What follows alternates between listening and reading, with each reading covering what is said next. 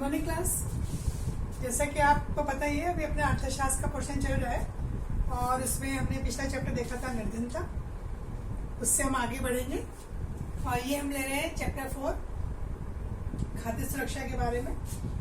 और इसमें आपको पता चलेगा कि किस तरह से सरकार व्यवस्था करती है कि देश के प्रत्येक व्यक्ति तक अनाज पहुंच सके, खाद्यान्न उसको उपलब्ध हो सके, ठीक है, वो उसको खरीद सकने की क्षमता रखता हो, उसकी सामर्थ्य इतनी हो, खाद्य तक उसकी पहुंच हो।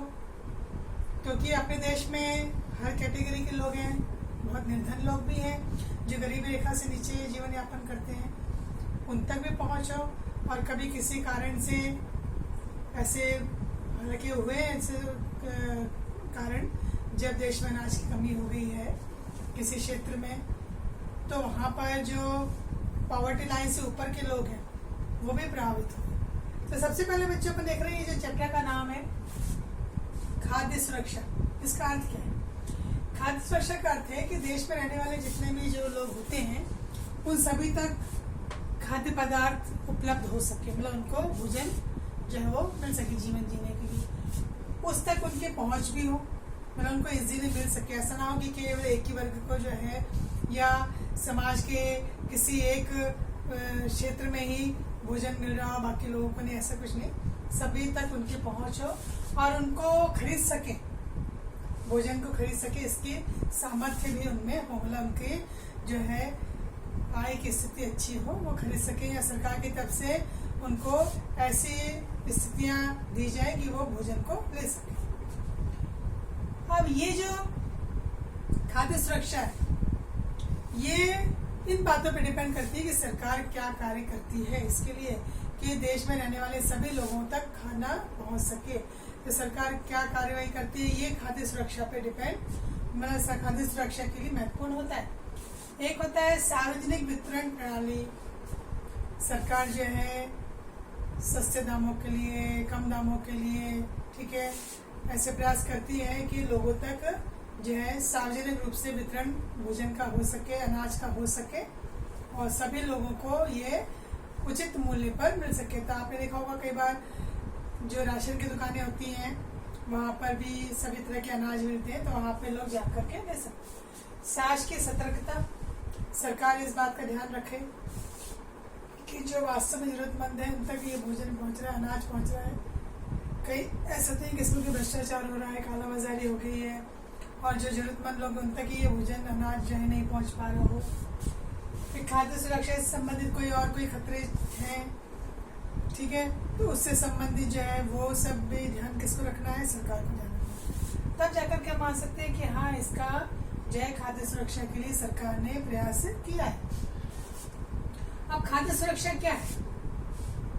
क्या है इसका खाद्य सुरक्षा? अभी तो हमने कह दिया कि खाद्य सुरक्षा का तात्पर्य है कि देश में रहने हर व्यक्ति जो है उसके लिए भोजन उपलब्ध हो, अनाज, ठीक है, उसकी पहुंच उस तक हो और उसकी सामर्थ्य भी हो उसको खरीद सकने की। तो यहाँ पे मैंने ये बताया उपलब्धता, जब हमने बात की थी वही कि उत्पादन ये किस पे डिपेंड करता है? देश में उत्पादन कितना हो रहा है अनाज का, उत्पादन इतना हो कि देश के सभी लोगों तक अनाज पहुंच सके। फिर कई बार आपने देखा होगा कि अगर अनाज कम पड़ता है तो आयात भी किया जाता है, जैसे निर्यात करते हैं, बेचते हैं, तैसे आयात भी अनाज का किया जाता है। फिर सरकारी जो अनाज के भंडार होते हैं, गोदाम जो होते हैं, तो उसमें स्टॉक कितना है? जैसे कि अपन अपने घर में बचा के रखते हैं ना, कि अचानक कोई आ जाए, ज़्यादा मेहमान आ जाए या किसी कारण से कभी हम दुकान से सामान नहीं खरीद सकते, तो हमारे पास कितना गोदाम, मतलब कितना भंडार है? हर घर में होता है थोड़ा सा भंडार। तो ऐसे ही देश को भी ये अनाज रखना पड़ता है भंडार के रूप में। तो स्टॉक कितना है इसका? ये पहुंच, मतलब प्रत्येक व्यक्ति तक अनाज की पहुंच हो और अनाज हर व्यक्ति तक जो है उसको मिल सके। सामर्थ्य, मतलब उस व्यक्ति के पास या वहाँ देश की जनसंख्या के पास और खासतौर पे जो गरीब लोग हैं उनके पास इतना पर्याप्त धन हो कि वो उस भोजन को खरीद सके। अब खाद्य सुरक्षा में निश्चितता क्या होनी चाहिए? किन बातों की निश्चितता होनी चाहिए? कि सभी के लिए पर्याप्त खाद्यान्न हो, देश में रहने वाले सबके लिए, ठीक है। निर्धन लोगों के लिए तो सरकार कोशिश करती है, पर जो निर्धनता की लाइन से ऊपर उनके लिए भी अनाज का होना, पहुंचना जरूरी है। फिर खाद्य पदार्थ खरीदने की क्षमता क्या है उनकी? सरकार कोशिश करे कि कम दाम में अनाज उपलब्ध कराए, ताकि जो क्षमतावान नहीं है वो भी अपना पेट भर सकें। फिर खाद्य उपलब्धता में कोई बाधा ना हो। कि सरकार ने तो सार्वजनिक वितरण प्रणाली के लिए अंतर्गत वितरित कर रही है या राशन दुकानें खोल रही है, पर पता चला वहाँ पर भी जो है लोगों को अनाज पहुँच ही नहीं रहा है, या पहुँच रहा है तो उन तक नहीं पहुँच पा रहा है। तो ये सब सतर्कता सरकार को रखनी चाहिए। तो अभी कह रहे खाद्य सुरक्षा क्यों होनी चाहिए खाद्य की सुरक्षा? क्योंकि बच्चों कई बार ऐसे मौके आते हैं जहाँ पर केवल निर्धन ही नहीं, निर्धनता से ऊपर वाले जो लोग हैं वो भी प्रभावित होते हैं। जैसे कोई आपदा आ जाए, ठीक है, सूखा पड़ जाए, इसको अकाल भी कहते हैं, बाढ़ आ जाए, ठीक है, कोई और प्राकृतिक आपदा आ जाए, फसलें खराब हो जाए किसी कारण से, तो बहुत सारी ऐसी स्थितियाँ, सुनामी आ जाए, बाढ़ आ जाए, ऐसी स्थितियाँ आती है।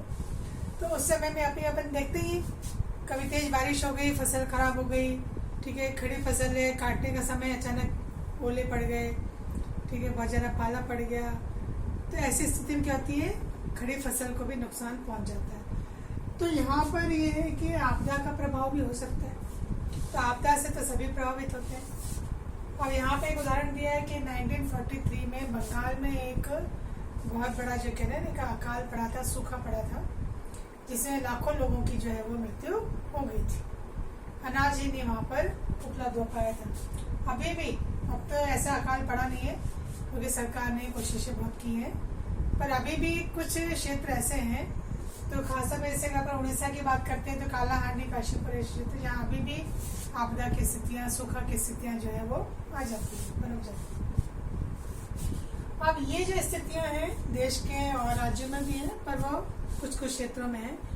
तो वहाँ पर हो सकता है वर्षा की अनियमितता हो, भूमि की जो है वहाँ की गुणवत्ता कैसी है, भूमि उपजाऊ है कि नहीं है, या सिंचाई के साधन वहाँ है या नहीं है, कहीं बाढ़ग्रस्त क्षेत्र तो नहीं है, ठीक है, भूकंप प्रभावित क्षेत्र तो नहीं, कई ऐसी भी चीज़ें होती हैं जिसके कारण उस क्षेत्र में कई बार अनाज जो है वो भूमि जो है इतनी उपजाऊ नहीं होती है कि वहाँ पे अनाज पैदा हो जाए। तो वो सरकार फिर देखती है क्या करना है उसके लिए, और फिर वहाँ के किसानों के लिए, उनके लिए कोशिशें की जाती है कि उनको बीज, खाद, औजार, जो उपकरण होते हैं कृषि के उपकरण जो है उनको उपलब्ध कराई जाए।